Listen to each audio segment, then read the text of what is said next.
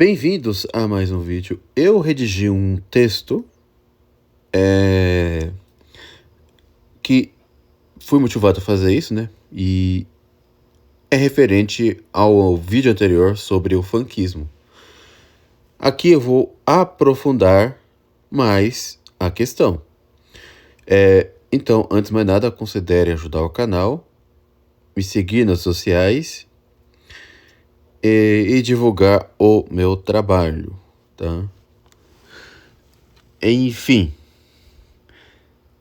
eu vou ler esse texto aqui que eu redigi, tá?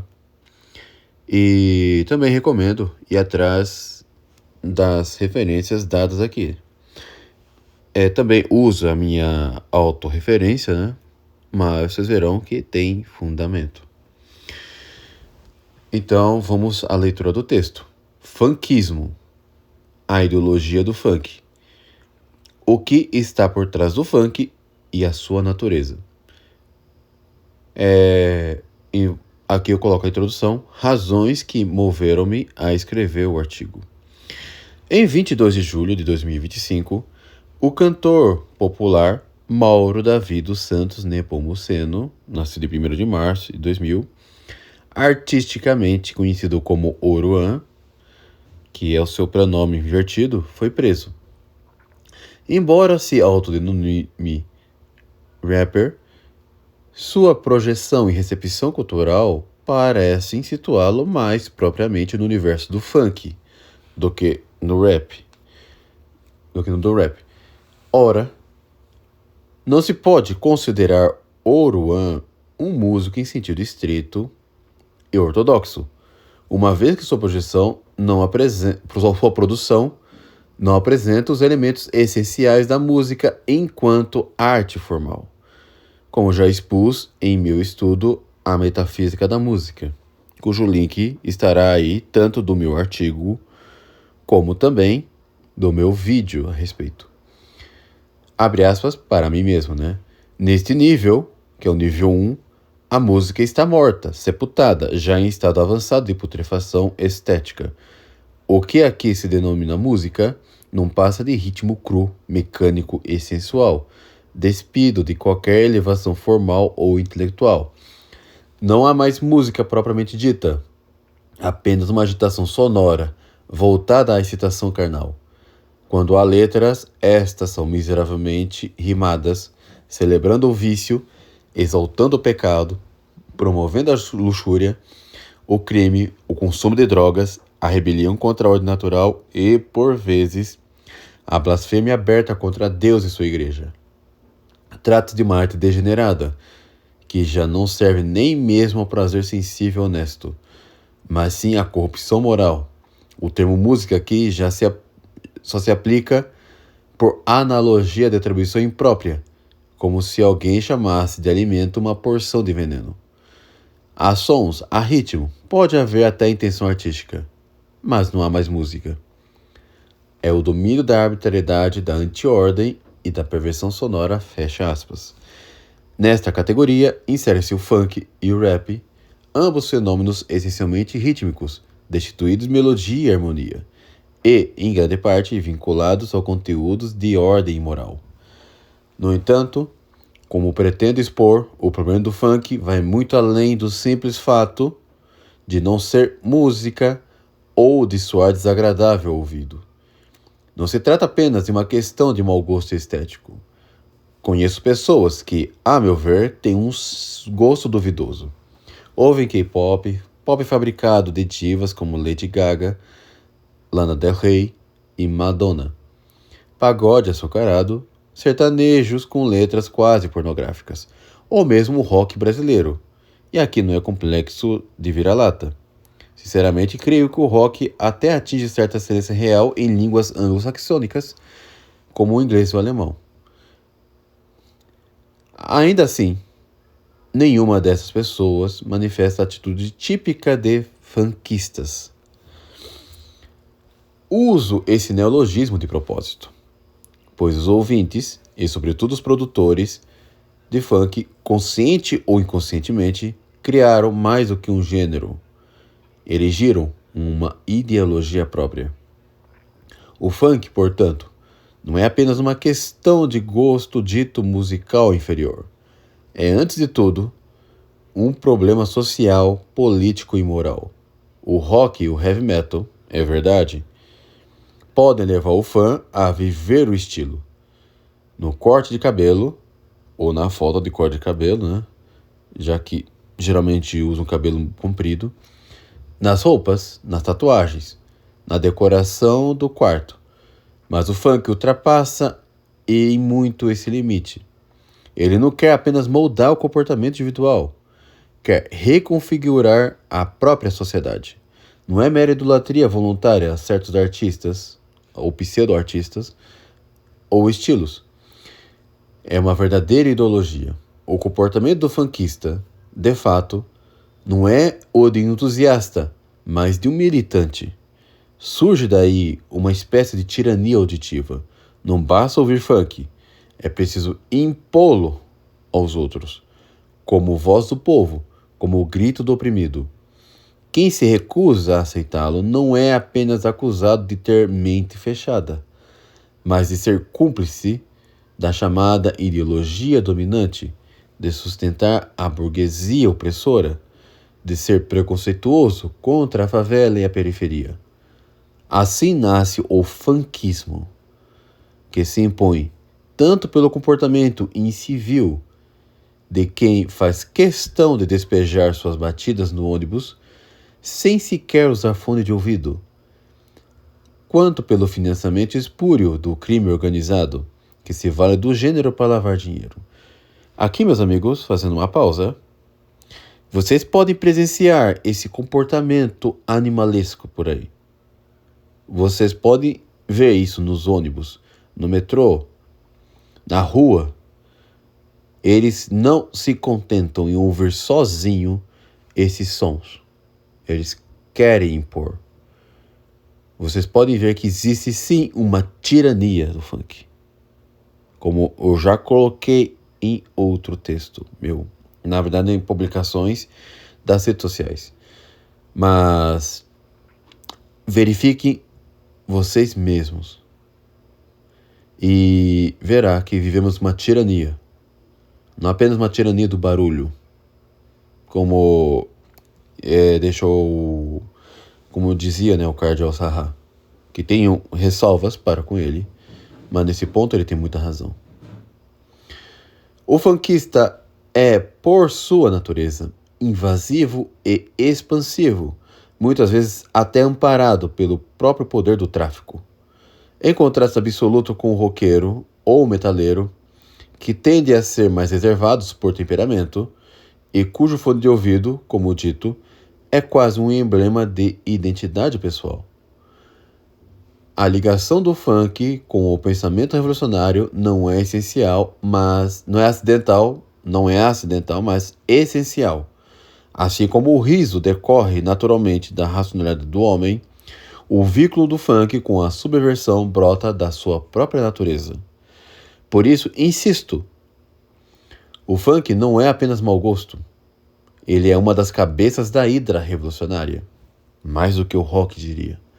E como tal, se não for golpeado, continuará sempre a regenerar-se. O pensamento esquerdista. Antes de mais nada, é preciso distinguir corretamente o que é esquerda e o que é direita. Muito se fala sobre o assunto, mas raramente fazem as devidas distinções. Seguirei aqui a metodologia tradicional. A esquerda, simpliciter, identifica-se com a própria revolução. Já o que chamamos direita, colocado entre aspas, admite duas formas.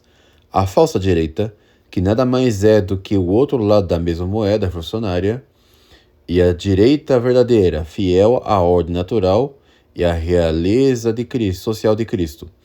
Essa falsa direita, denunciada por autores como Rubem Calderón Boucher e Jean Madiran, é o que podemos chamar de direita canhota, pois rejeita igualmente a realeza de Nosso Senhor. E essa mesma falsa direita, né, estavam promovendo aí o MC Reaça, né, que já faleceu, E agora ficam exaltando aí a Jojo Todinho, né? Então por aí vocês veem como é essa direita aí, que não está nem aí para a dita autocultura. Vamos continuar. Jamadihan, com efeito, descreve a direita nesses termos. A distinção entre a esquerda e a direita é sempre uma iniciativa da esquerda, feita pela esquerda em proveito da esquerda. Há uma direita na proporção em que uma esquerda se forma para designar a direita e a ela se opor. O inverso nunca se dá. Os que instauram e põem em funcionamento o jogo esquerda-direita logo se situam na esquerda, de onde se delimitam a direita para combatê-la e excluí-la. Num segundo momento, a direita assim designada e apartada arregaça as mangas, nunca muito depressa nem com muita disposição, e então se organiza, se defende, contra-ataca, às vezes consegue vitórias. Por isso, será de direita aquele que a esquerda designa e denuncia arbitrariamente como tal. O inverso nunca se dá, não existe. A arbitrariedade do processo se explica ou se impõe, já que o jogo esquerda-direita, que mais exatamente deveria chamar-se esquerda contra a direita, é inventado, conduzido e julgado sempre pela esquerda, jamais pela direita. Aqui encerra a citação de Jamadihan. No entanto, existe, com os devidos cuidados, uma direita verdadeira, que não se deve confundir, né, com a direita falsa. Como descreveu o padre Reginald Garrigou-Lagrange. Abre aspas para Garrigou-Lagrange. Pessoalmente, eu sou o homem de direita, e não vejo por que o haveria de esconder. Creio que muitos daqueles que se servem da fórmula citada fazem uso dela porque abandonam a direita para se inclinar à esquerda. E querendo evitar um excesso, caem no excesso contrário, como aconteceu em França nos últimos anos. Creio também que é preciso não confundir a verdadeira direita com as falsas direitas, que defendem uma ordem falsa e não a verdadeira. Mas a direita verdadeira, que defende a ordem fundada sobre a justiça, parece ser um reflexo do que a Escritura chama a direita de Deus, quando diz que Cristo está sentado à direita do seu Pai e que os eleitos estarão à direita do Altíssimo. Fecha aspas. Com efeito, continuo eu, a verdadeira direita, ao contrário da falsa direita, não se define pelo rótulo imposto pela esquerda, a Revolução Simplicitter, mas pela lealdade à realeza social de Cristo e à ordem natural, bem como pela oposição firme à revolução em todas as suas frentes, não apenas as divergências toleradas pelos revolucionários. A direita permitida, né, diria. O esquerdista, por sua vez, não busca mudanças superficiais, deseja uma revolução radical, destruindo a ordem natural e, sobretudo, sobrenatural, para implantar uma sociedade contrária a Deus e à sua igreja. É aqui que se manifesta o funkista, como um braço cultural da revolução. Ele procura difundir a corrupção moral por meio de uma falsa arte, apoiando-se em ritmos instintivos e bestiais, obstinados a excitar os sentidos e corromper o espírito. Além disso, as suas letras frequentemente são pornográficas e promovem apologia aos vícios e ao crime, consolidando a função ideológica do gênero como instrumento de subversão social e moral. Como o funk se relaciona com a esquerda? Karl Marx entendia que o comunismo seria alcançado quando o proletariado superasse a burguesia. Nesse processo, instaurar-se-ia a chamada ditadura do proletariado, ou socialismo, entendido como regime de transição, Essa superação se dá na chamada luta de classes, em que, segundo a teoria marxista, quando uma classe oprimida vence a opressora, tende a assumir o lugar desta como nova dominante.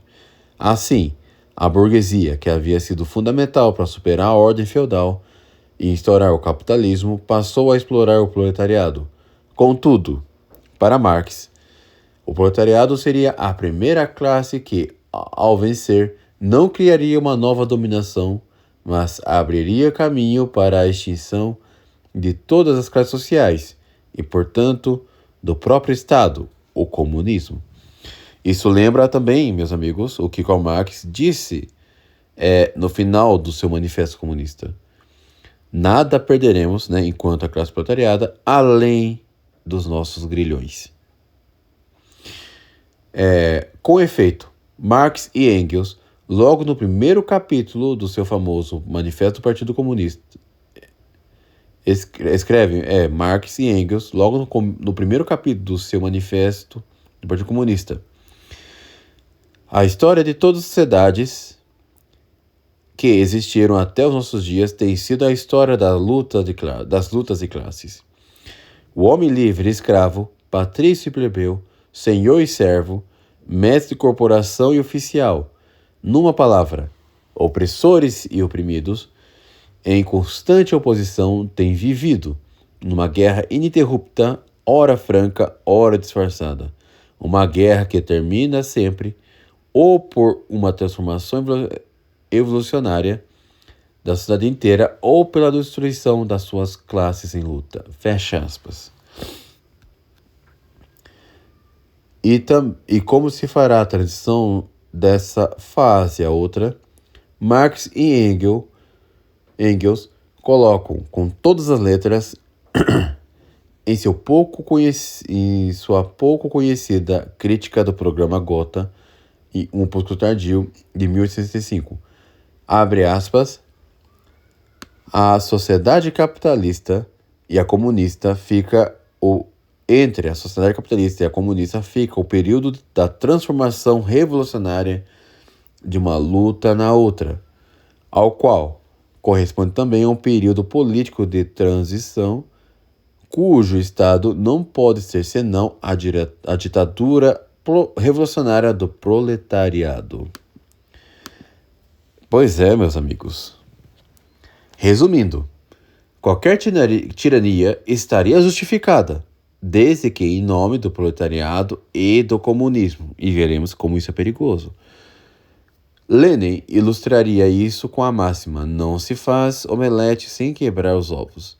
Isto é, não há revolução sem mortes, mesmo de inocentes, que para eles não o são. Robert Service, apesar dos seus erros sobre a igreja, mas acertando nesse ponto, sintetizou a mentalidade comunista. Abre aspas. Isso está no seu livro Camaradas, uma história do comunismo mundial. Em várias ocasiões, tanto Marx quanto Engels aprovaram a imposição da ditadura e da opressão terrorista estatal ao povo. Zombavam de argumentos morais, ridicularizavam o que chamavam de sentimentalismo de outras vertentes do comunismo ou do socialismo. Afirmavam que suas doutrinas assentavam em bases científicas e que somente elas eram capazes de enxergar os rumos do desenvolvimento histórico. Declaravam que os pontos críticos das mudanças eram inevitáveis. Para eles, o comunismo viria, como mais cedo ou mais tarde viria, com certeza. O capitalismo estava condenado por suas contradições intrínsecas. A classe trabalhadora precisava que alguém lhe explicasse tais ideias, já que somente ela poderia encabeçar a revolução contra o capitalismo. Era necessário criar um partido que pudesse se incumbir dessa tarefa. Fecha aspas. Ainda mais claro é A. James Gregor, ao mostrar o coração materialista do marxismo. Abre aspas. Para Marx, as forças produtivas e as correspondentes relações de produção constituíam, em seu conjunto, o verdadeiro fundamento da história. E explicam a formulação de ideias suscitadas pelas práticas materiais. As ideias morais, filosóficas ou jurídicas são epifenomênicas, são reflexos dos processos produtivos, essencialmente materiais, e das relações sociais que esses processos geram como um todo. Quando forças produtivas emergentes não podem mais coexistir com relações sociais predominantes, surgem novas ideias religiosas, morais, filosóficas ou jurídicas, sob a forma de defesa de mudanças revolucionárias. Ideias revolucionárias, em qualquer forma em que se manifestem, surgem para fazer com que as práticas sociais que começam a agir como obstáculo para as crescentes forças de produção possam ser superadas. As oportuníssimas ideias ético-morais, religiosas e filosóficas que vêm incentivar a classe revolucionária aparecem simplesmente porque essas ideias correspondem a necessidades produtivas e certas circunstâncias históricas, fecha aspas. Eu vou explicar, meus amigos. Agora, meu texto. Em suma, Marx substitui a providência divina pela mecânica produtiva e a verdade pela função utilitária das ideias. Não há verdades eternas, nem moral objetiva. Há apenas luta de classes, e toda tirania do oprimido contra o opressor está legitimada. É justamente aqui que entra Herbert Marcuse, que radicaliza Marx ao introduzir o sexo, como motor da revolução. Para ele, Marcuse, a sociedade industrial, burguesia, temendo que o tempo livre despertasse uma energia libidinal contra a repressão, organizou também o lazer por meio da indústria cultural e do Estado. Segundo Marcuse, abre aspas, só quando se emergiu mais recentemente o estágio de civilização industrial, a técnica de manipulação das massas criou uma indústria de entretenimentos, a qual controla diretamente o tempo de lazer, fecha aspas. Isso está em Eros da Civilização. O sexo passa, assim, a ter certo protagonismo na revolução. Não apenas o trabalho, e não necessariamente mais a classe trabalhadora oprimida. Marcuse escreve, abre aspas, a organização da sexualidade reflete as características básicas do princípio de desempenho. Freud destaca o aspecto de centralização. É especialmente eficaz na unificação dos vários objetos dos instintos parciais como um único objetivo libidinal do sexo oposto e no estabelecimento da supremacia genital. Marcuse deve ser tarado, né? E era de fato. Em ambos os casos, o processo unificador é repressivo, quer dizer, os instintos parciais não evoluem livremente para um estágio superior de gratificação, que preserve seus objetivos, mas são isolados e reduzidos a funções subalternas. Esse processo realiza a dessexualização socialmente necessária do corpo. A libido passa a concentrar-se numa parte do corpo, deixando o resto livre para ser usado como instrumento de trabalho. Fecha aspas. Aqui estamos começando a ver mais diretamente como tudo isso se conecta com o funk. E nem os esquerdistas mais cultos vão negar. Porque não tem como negar, né, meus amigos?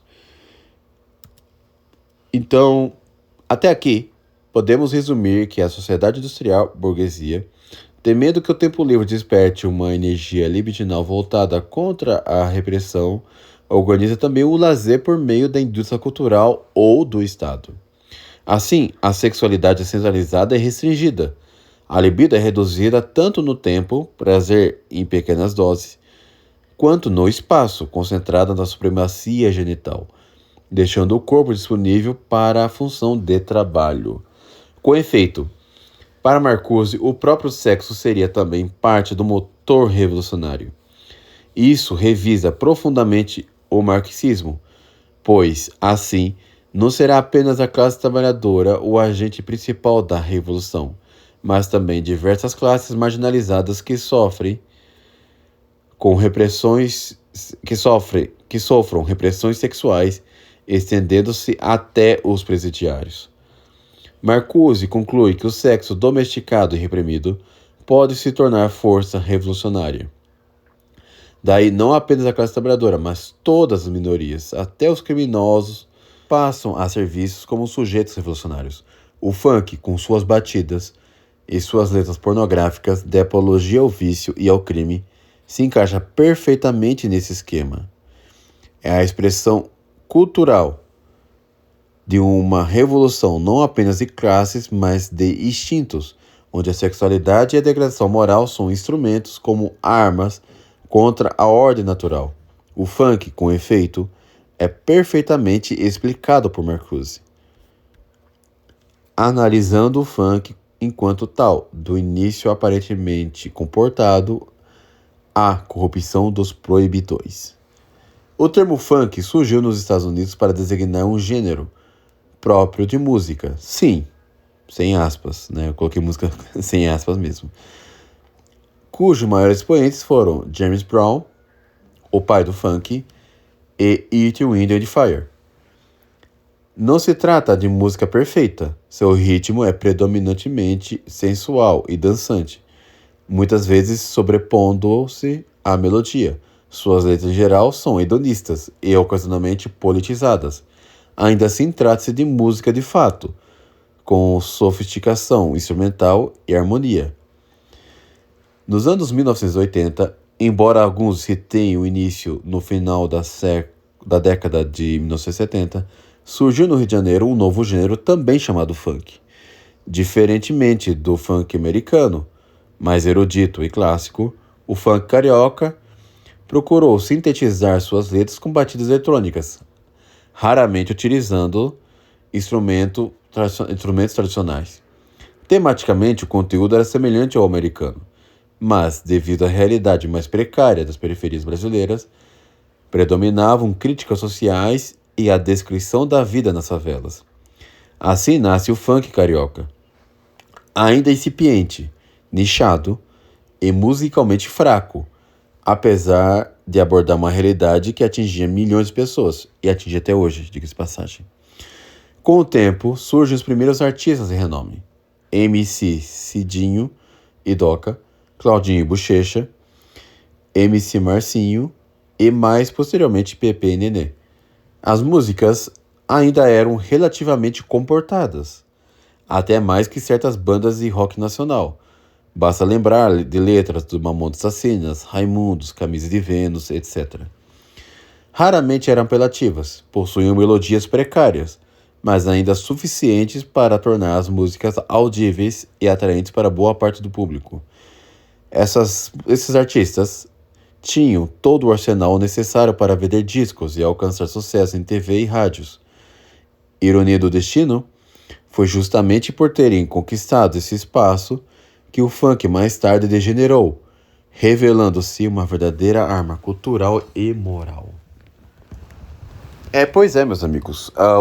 Não estou dizendo que o funk era boa música, tá? Estou dizendo aqui que elas eram audíveis e atraentes para a massa. Não era atraente para o público mais, digamos assim, bem informado. Mas era relativamente tolerado. Porque ainda tinha algo de melodia, né? Uma melodia precária. Na metafísica da música, diria que estava no nível 2, mas ainda era música ruim, tá? Mas vamos continuar. O funk, assim como o rock após a revolução, movida pela geração beat, tornou-se um instrumento de difusão revolucionária, criando novas identidades e influenciando a sociedade. Diferentemente do rock. Peraí, que me perdi aqui agora. Ah, tá. Diferentemente do rock, cujos ouvintes costumavam ouvir com fones de ouvido em seus quartos, o funk é invasivo, não pede licença e quer se impor.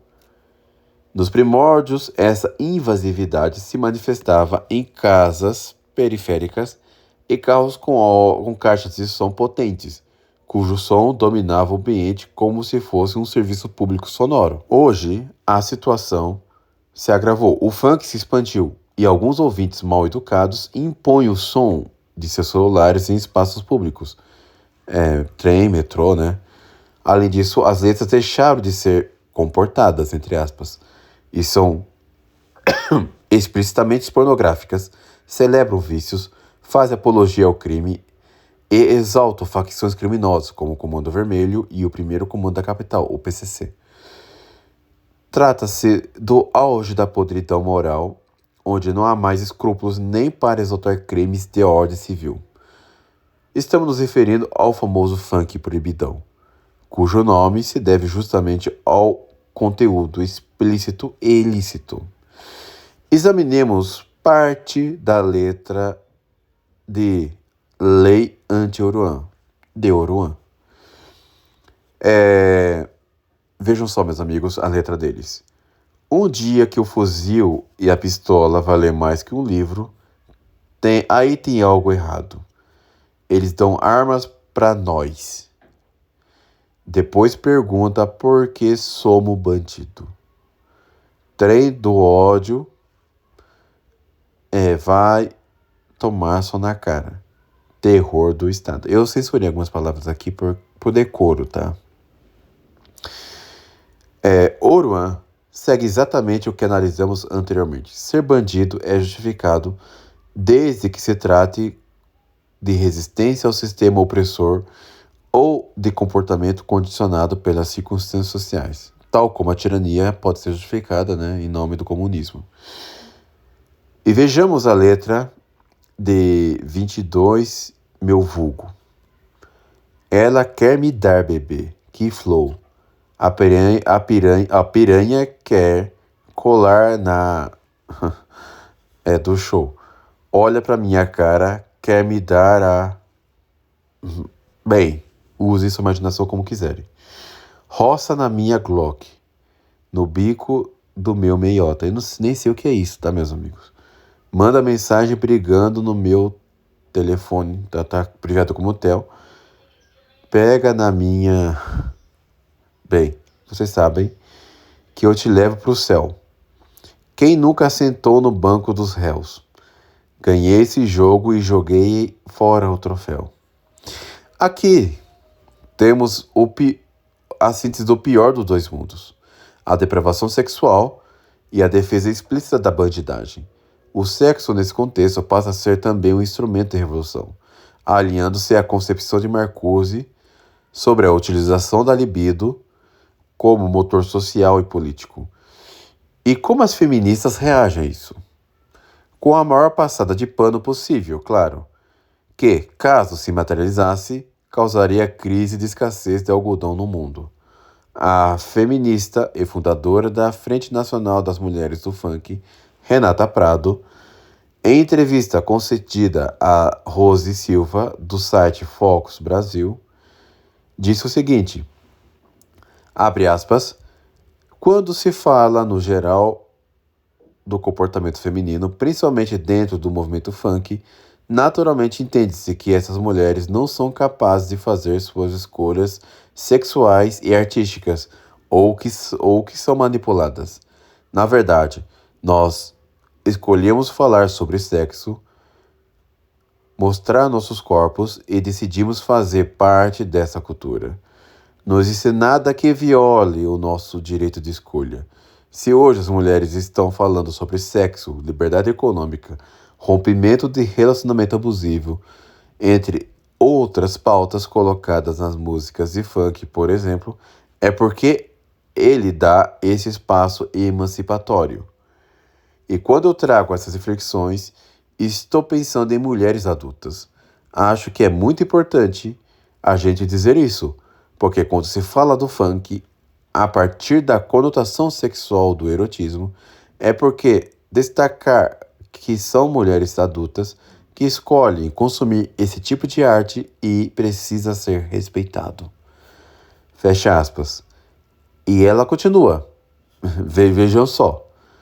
Se hoje há mulheres que acessam conteúdo sexual, que acessam questões sexuais a partir do funk, de uma forma que não seja socialmente adequada, entendo que falta uma educação sexual e que isso tem de ser resultado de políticas públicas. Vejam só, meus amigos.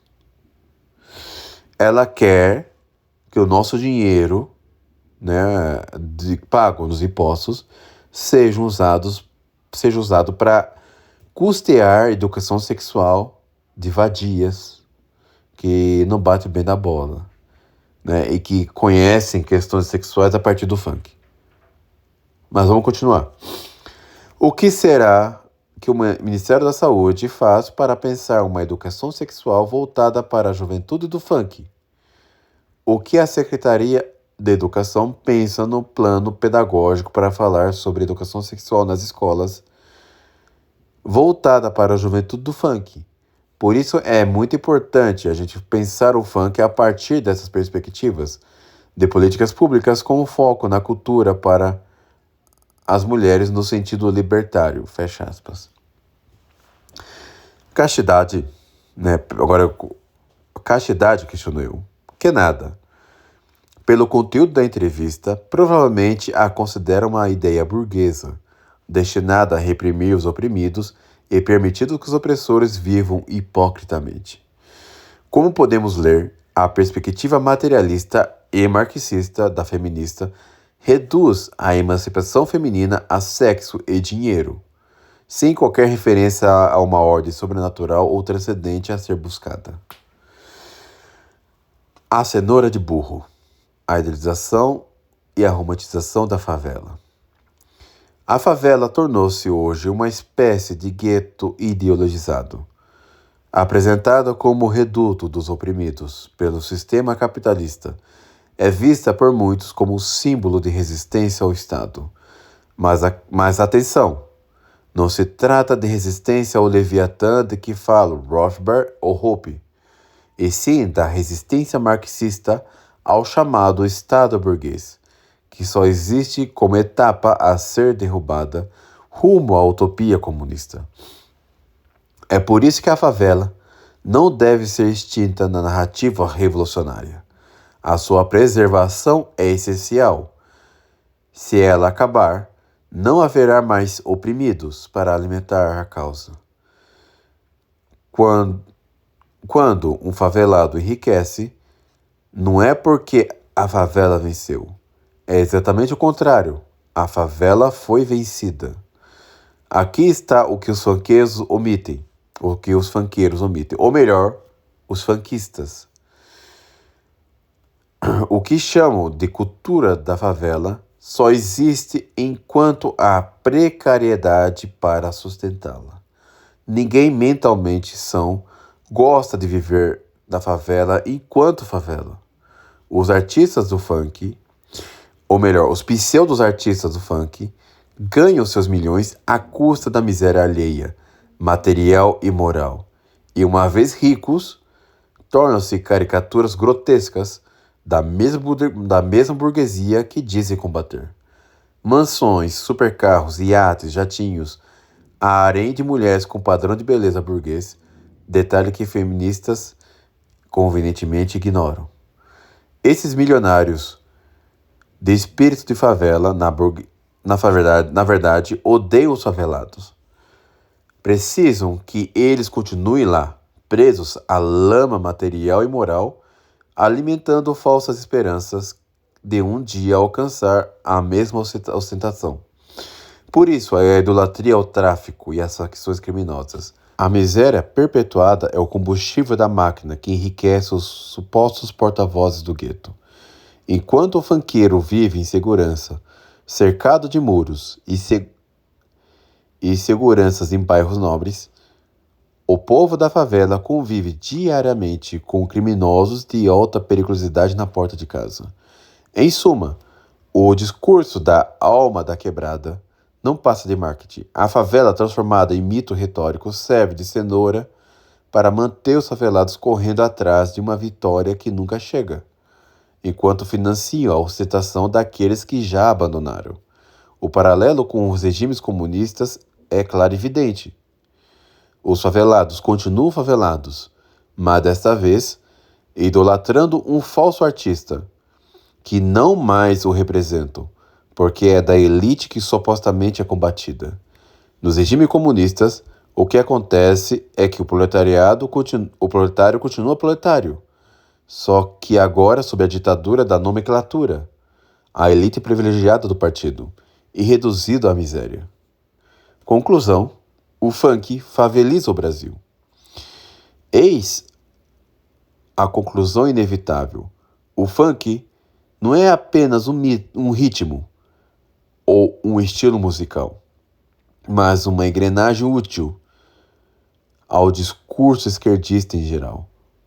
A favela, que deveria ser superada pela ascensão digna de seus habitantes, passa a ser romantizada, renomeada com eufemismos como comunidade e transformada em bandeira ideológica. Assim, o que antes era visto como um problema social torna-se símbolo de resistência, quando na verdade é apenas a manutenção da miséria. E o pior, o Brasil inteiro começa a se acostumar com a degradação, com a desordem, com a estética da favela. A trilha sonora dessa favelização cultural e moral é o funk, a música oficial de um colapso anunciado. Enquanto a esquerda permanecer no poder e continuar a promover o funk, o destino do Brasil será a favelização. Material, moral e espiritual. Quem denunciar será acusado de preconceito, enquanto traficantes e funkeiros milionários se tornam heróis do povo. No fim, a escolha é simples: ou erradicamos o funk, e o projeto que ele representa, ou ele nos arrastará consigo para a favela universal. Em termos clássicos, civilização ou barbárie.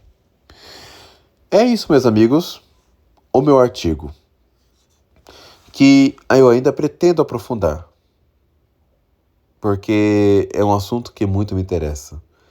Creio que seria capaz de escrever um livro inteiro sobre isso. E é possível aprofundando cada tópico e cada parágrafo colocado aqui. Não pensem que estamos diante de algo pequeno. O funk ele deve ser combatido. E uma civilização verdadeira, ele seria proibido, porque ele representa tudo que há de ruim no Brasil. No aspecto cultural, no aspecto moral, no aspecto social, no aspecto político. Então, é isso. Não se envergonhem de terem preconceito de um ritmo nefasto, diabólico como esse. O funk representa o que é de pior. Então, encerro por aqui.